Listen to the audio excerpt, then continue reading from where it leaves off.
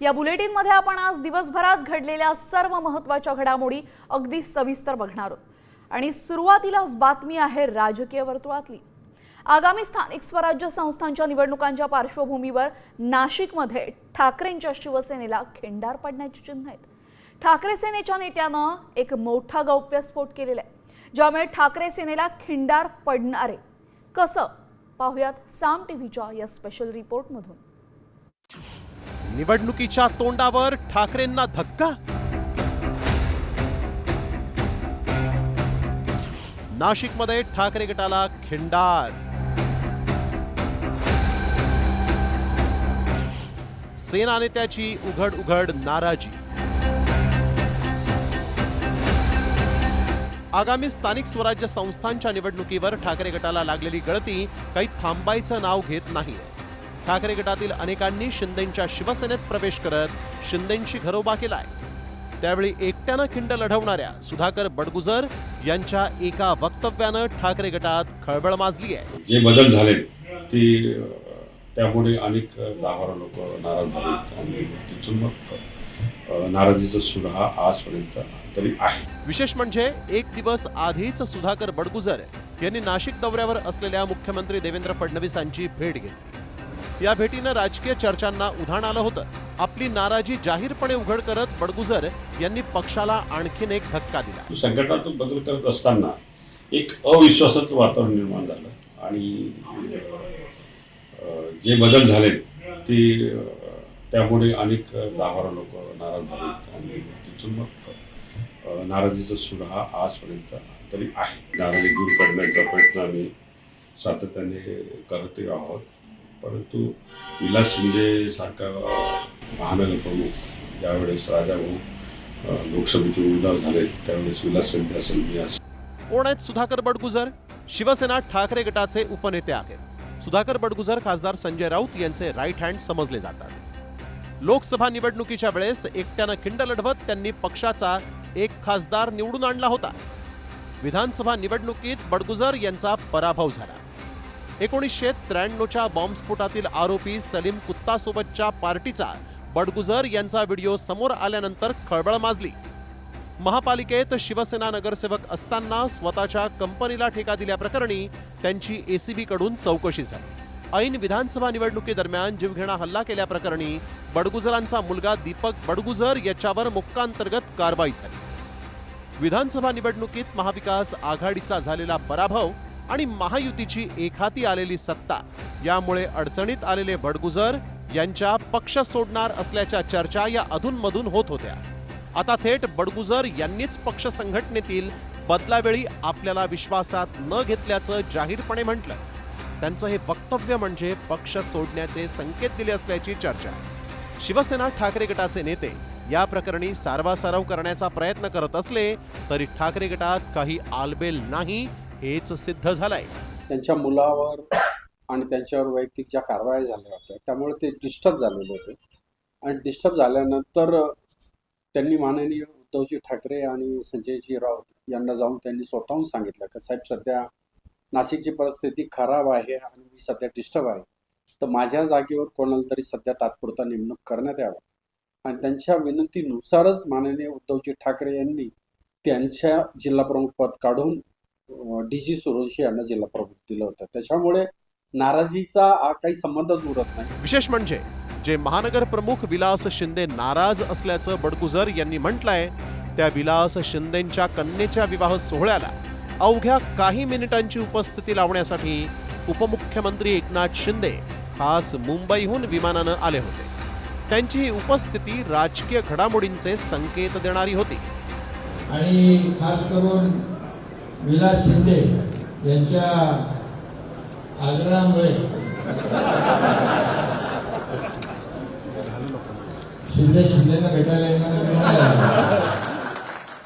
ऐन महापालिका निवडणुकीच्या पार्श्वभूमीवर शिवसेनेचे उपनेते बडगुजर आणि महानगर प्रमुख विलास शिंदे हे दोघेही नाराज असल्याच्या बातम्या बाहेर आल्या आहेत। त्यामुळे येत्या काळात बडगुजर यांच्यासह महानगर प्रमुख विलास शिंदे आणि अन्य पदाधिकारी पक्षातून बाहेर पडले तर उद्धव ठाकरेंना हा मोठा राजकीय धक्का मानला जाईल। अभिजित सोनावणे, साम टीव्ही मराठी, नाशिक.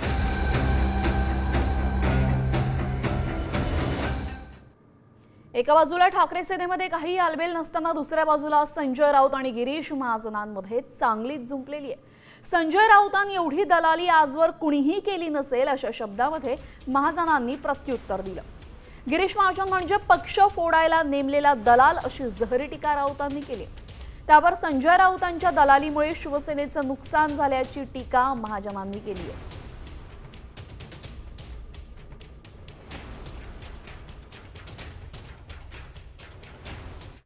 हातात पोलीस आहेत, पैसे आहेत प्रचंड, टेंडरबाजीतून, खंडणीतून, आणि त्या ताकदीवर लोकांना धमक्या देऊन पक्ष फोडायचे.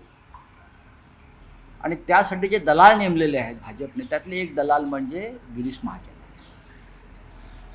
पक्ष फोडणे. मला त्यांच्याविषयी का फार बोलावं असं वाटत नाही. पुढे जाणार पक्ष, ज्या दिवशी आमच्याकडे सत्ता असेल त्या दिवशी पक्ष बदलणारा पहिला माणूस गिरीश महाजन असेल.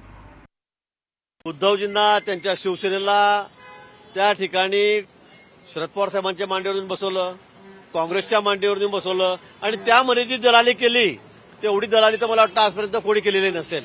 आणि आपल्याला माहिती आहे, दलालीचा विषय कराल तर गोरेगावच्या पत्रसाळीमध्ये आपण काय केलं, किती दिवस जेलमध्ये राहिलात, ते मला बोलायला लावू नका. आणि मला वाटतं जर उद्धवजींनी यांना जर आवडलं नाही तर पुढे कोणीही यांच्याकडे राहणार नाही. सगळी अगदी जमीनदोस्त शिवसेना होणार आहे. आणि यानंतर बातमी आहे ठाकरे बंधूंसंदर्भातली. ठाकरे बंधूंची युती होणार का, हा महाराष्ट्राच्या राजकारणात सर्वात जास्त चर्चेला जाणारा प्रश्न. त्यामध्ये आता ठाकरे गटाच्या नेत्यानं पुन्हा राज ठाकरे आणि उद्धव ठाकरेंच्या युतीवर भाष्य केलंय. आणि आता या स्वप्नवत वाटणाऱ्या युतीचं नक्की काय होणार पाहूयात या स्पेशल रिपोर्टमध्ये. ठाकरे खरंच एकत्र येणार?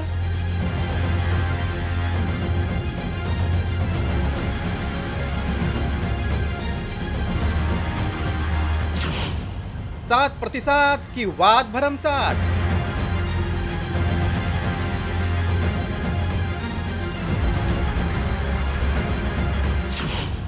ठाकरे बंधूंची युती का रखडली?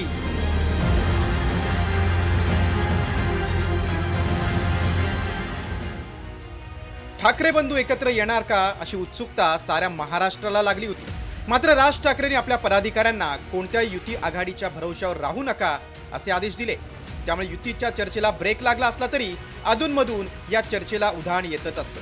त्यात आता ठाकरे गटाचे आमदार सुनील प्रभू यांनी ठाकरे बंधूंनी एकत्र यावं अशी इच्छा व्यक्त केली. की आमची तर प्रामाणिक इच्छा आहे की दोन्ही बंधू एकत्र यावे, आणि महाराष्ट्राच्या मनातील प्रत्येक मराठी माणसाची पण इच्छा अशी आहे की दोन्ही बंधूंनी एकत्र यावं. आणि मला असं वाटतं जे मनात महाराष्ट्राच्या आहे ते भविष्यात होईल असं चांगला पॉझिटिव्हली विचार आमच्यामध्ये पण आहे.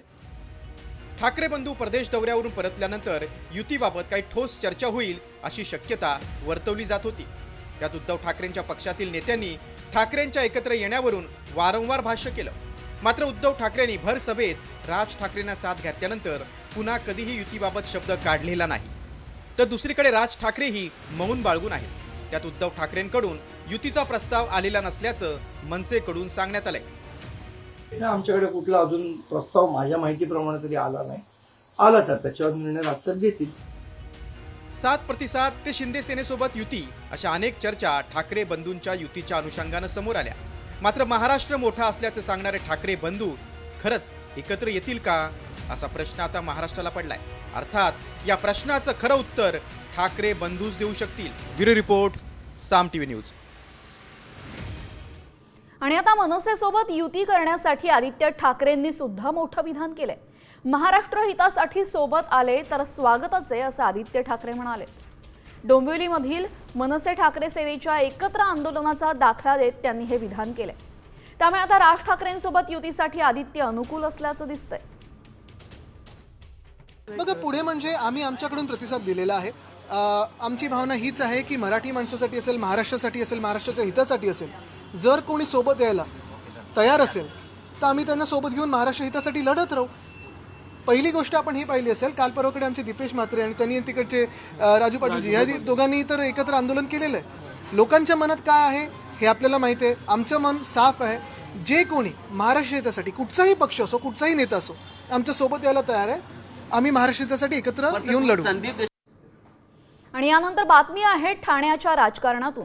ठाण्यातून भाईगिरी आपोआपच हटणार असल्याचं यावेळेस मोठं विधान गणेश नाईकांनी केलंय.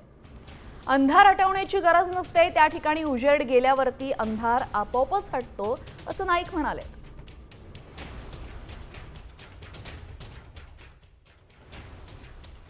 की भाईगिरी आपोआपच दूर होणार आहे. अंधार हटवण्याची गरज नाही, उजेड घेऊन जा, अंधार आपोआपच जाणार आहे. उपमुख्यमंत्री एकनाथ शिंदे यांनी मुंबईतील सह्याद्री अतिथीगृहावर शिवसेनेच्या मंत्र्यांची बैठक घेतली. यावेळेस प्रत्येक खात्याचा आढावा घेत असताना शिंदेंच्या मंत्र्यांनी उपमुख्यमंत्री अजित पवार यांच्याबाबत नाराजी बोलून दाखवली. त्यामुळे शिवसेनेचे सर्व मंत्री अजित पवारांवर नाराज असल्याचं समोर आलंय. अजित पवार आमची विकास कामं थांबवतात अशी तक्रार शिवसेनेच्या मंत्र्यांनी एकनाथ शिंदेंकडे केली आहे. आम्हाला निधी दिला नाही तर आम्ही काम तरी कसं करणार असा सवालही यावेळी शिंदेंच्या मंत्र्यांनी शिंदेंना विचारलं. जेव्हा ते गुवाहाटीला वगैरे पळून गेले होते तेव्हा अनेक कारणांमधून एक कारण हेच होतं की दादा फंड देत नाहीत, मग भुजबळ साहेबांच्या मांडीला मांडी लावून बसणार नाही, मग अशी अनेक कारणं जी होती त्याच्यातून मला वाटतं आज पुन्हा एकदा त्यांना ती एक आठवण झालेली आहे. कधी कधी विसरतात, कधी कधी आठवतं त्यांना. पण ही सगळी जी मंडळी आहे, जी मंत्रिपदं घेऊन बसलेली आहे, ती व्यस्त आहेत ह्याच भांडणामध्ये की फंड, पैसा, गाडी, बंगला, पालकमंत्रीपद, पुढे काय. तुम्हाला ज्याच्यासाठी तुम्ही इलेक्शन कमिशनच्या आशीर्वादाने निवडून आलात, जनतेची कामं कधी करणार. आणि यानंतर बातमी आहे रखडलेल्या स्थानिक स्वराज्य संस्थांच्या निवडणुकांसंदर्भातली. सुप्रीम कोर्टानं आदेश दिला आणि या आदेशानंतर अजूनही स्थानिक स्वराज्य संस्था निवडणुकांसंदर्भात आयोगाकडनं अधिसूचना काढण्यात आलेली नाही. कोर्टानं 6 मे रोजी 28 दिवसांमध्ये अधिसूचना जाहीर करण्याचे निर्देश दिलेले. ही मुदत 2 जूनलाच संपली. त्यामुळे या आठवड्यामध्ये निवडणुकीची अधिसूचना काढण्याची शक्यता आहे. अधिसूचना काढली नाही तर निवडणूक आयोगाला मुदतवाढीसाठी सुप्रीम कोर्टामध्ये अर्ज करावा लागणार आहे. या आठवड्यात राज्य सरकारला हे नोटिफिकेशन काढावं लागेल. ते बांधील आहेत ते काढायला. नाहीतर सुप्रीम कोर्टात राज्य सरकारला एक अर्ज करावा लागेल ज्याच्यात ते सांगू शकतात की काही कारणास्तव ते नोटिफिकेशन काढू शकत नाहीये किंवा निवडणुका वेळेत घेऊ शकत नाहीयेत. आणि जस्टिस सूर्यकांत ज्यांनी ऑर्डर पास केली आहे ते पण कोर्ट नंबर 2 मध्ये बसलेले आहेत. तर त्यांच्यासमोर राज्य सरकारला हा अर्ज तत्काळ करावा लागेल, नाहीतर त्यांना वेळपत्रक काढावं लागेल. आणि ह्या शुक्रवारच्या आत राज्य सरकारला याच्यात पुढचं पाऊल घ्यावं लागेल. त्यामुळे आता रखडलेल्या स्थानिक स्वराज्य संस्थांच्या निवडणुका कधी होणार याकडे सर्वांचं लक्ष आहे. यानंतर वळूयात इतर बातम्यांकडे. बातमी आहे वैष्णवी हगवणे आत्महत्या प्रकरणासंदर्भातली. या प्रकरणाला आता नवं वळण मिळालंय. आता फॉरेन्सिक रिपोर्ट वैष्णवीच्या आत्महत्येचं रहस्य उलगडणार आहे. कसं ते पाहूयात या स्पेशल रिपोर्टमधून. वैष्णवी आत्महत्या प्रकरणाला नवं वळण.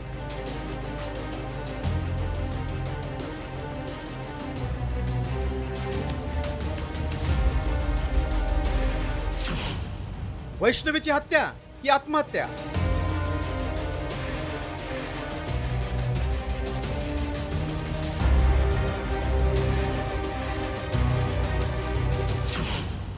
वैष्णवीच्या मृत्यूचं कोडं सुटणार?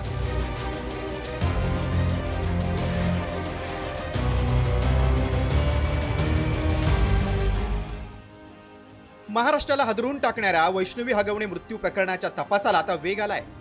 ज्या घरातल्या पंखाला तिने गळफास लावून घेतला त्या पंख्यामुळेच आता तिच्या मृत्यूचं खरं कारण समोर येणार आहे.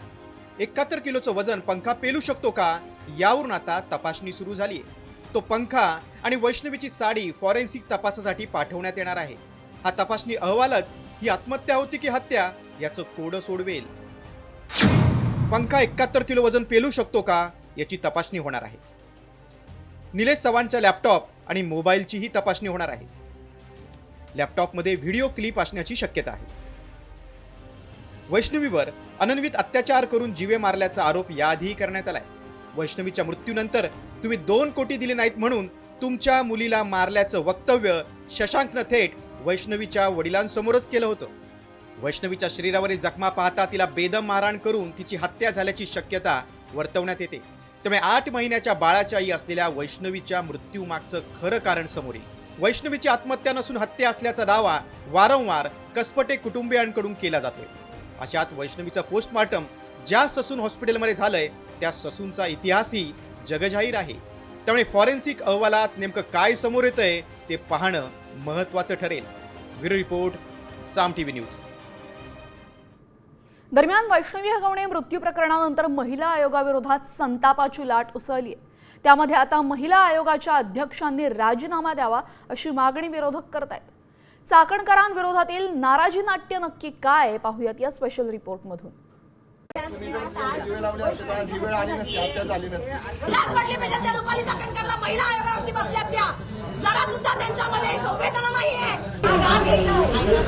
गेल्या काही दिवसांपासून असाच संताप महिला आयोगाच्या अध्यक्षा रुपाली चाकणकर यांच्या विरोधात राज्यभर व्यक्त केला जातोय. आणि या संतापाला कारण ठरलंय वैष्णवी हगवणे मृत्यू प्रकरण. हगवणेंच्या मोठ्या सुनेनं केलेल्या तक्रारीवर आयोगानं वेळीच कारवाई केली असती तर वैष्णवीचा जीव वाचला असता अशी चर्चा सुरू झाली. ही चर्चा एवढ्या मोठ्या प्रमाणात वाढली की महिला आयोगासंदर्भात उपसभापतींना एक बैठक बोलवावी लागली. या बैठकीत मवियाच्या महिला नेत्यांनी अत्यंत आक्रमकपणे महिला आयोगाच्या अध्यक्षा रुपाली चाकणकर यांच्या राजीनाम्याची मागणी केली आहे. जो महिला आयोगाला अध्यक्ष म्हणून वेळ देऊ शकेल अशा व्यक्तीची तिथे निवड करण्यात यावी ही देखील आम्ही मागणी केली. कारण आजच्या ज्या अध्यक्ष आहेत त्या पूर्ण वेळ देऊ शकत नाहीयेत.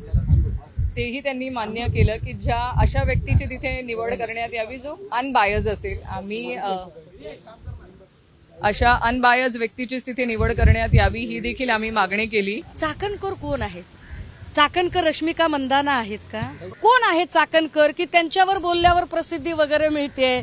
ज्या पार्टी कार्यालयातनं जनता दरबार भरवतील अशा महिला काही त्याच्यात काम करू शकत नाहीत. विशेषतः ज्यांना कायद्याचा परिघ माहीत आहे अशा महिला असाव्यात त्या. कारण ज्या आत्ता विद्यमान अध्यक्ष आहेत त्या कुठल्याही कायद्याची पदवी घेतलेल्या किंवा कायद्याचा अभ्यास केलेला नाहीत. महिला आयोगाच्या कार्यपद्धतीबाबत सर्व स्तरातून नाराजी व्यक्त करण्यात येते. विधान परिषदेच्या उपसभापती नीलम गोऱ्हेंनी मात्र आयोगाच्या अध्यक्षा रुपाली चाकणकर यांची पाठराखणच केली आहे. दररोजच्या राजीनाम्याची कारणं दररोज सूर्य उगवला की वेगवेगळे येतात. सूर्य मावळलं की कारण मावळतंय. त्याच्यामुळे एकदा त्यांनी बसून एकत्रित व्यवस्थित चर्चा करावी की आपले कोणत्या मुद्द्यावरती. आज मला खरं तर राजकीय उत्तर द्यायचं नव्हतं, परंतु जनतेने ज्यांना खुर्चीवरून बाहेर काढून टाकलेलं आहे आणि जनतेच्या मधल्या लाडक्या बहिणींनी प्रचंड मोठ्या प्रमाणामध्ये महायुतीला मतदान केलेलं आहे, त्या पार्श्वभूमीवरती आमच्यावरती जी महिलांनी जबाबदारी टाकली आहे त्याच्यामध्ये राज्य महिला आयोगाच्या तर्फे न्याय द्यायचं आमचं काम आहे. लोकशाहीमध्ये त्यांनी पंतप्रधानांकडे जायचं का राज्यपालांकडे जायचं हा त्यांचा प्रश्न आहे. एकीकडे वैष्णवी हगवणे प्रकरणावरून आयोगावर टीका होत असताना दुसरीकडे बीडमध्ये शेकडो महिलांनी ऊसतोड मजुरीवर जाण्याआधी स्वतःची गर्भपिशवी काढून टाकल्याचा धक्कादायक प्रकार समोर आलाय. त्यामुळे काँग्रेस नेत्या यशोमती ठाकूर यांनी संताप व्यक्त केलाय. ऊसतोड कामगारांचा हा खूप मोठा विषय आहे आणि हा सातत्याने त्याच्याकडे लक्ष केंद्रित करण्याची गरज आहे. त्याच्यामध्ये स्पेशल हिअरिंग्स झाले पाहिजे. त्याच्यामध्ये का बरं असं, म्हणजे असं काय होतं तिथं की इतक्या महिलांचे गर्भाशय काढून टाकलेले आहेत. हे अतिशय शॉकिंग आणि एक चटका देणारी ही बातमी आहे की 800 महिलांच्या गर्भपिशव्या काढल्या आणि महिला आयोग काय झोपलायत. राज्यातील महिलांच्या समस्या सोडवण्यासाठी महिला आयोगाची स्थापना करण्यात आली. पण आयोगातील रिक्त पदसंख्या, वाढता घरगुती हिंसाचार, वैष्णवी हगवणेसारख्या प्रकरणातील बोटछेपी भूमिका अशा प्रकरणांमुळे महिला आयोगच एक समस्या बनलाय. महिला आयोग खरंच यापुढे तरी महिलांच्या समस्यांबाबत जागरूक राहणार की पुन्हा पोलिसांकडे बोट दाखवत आपला बचाव करत राहणार, हा प्रश्न आहे. ब्युरो रिपोर्ट, साम टीव्ही न्यूज.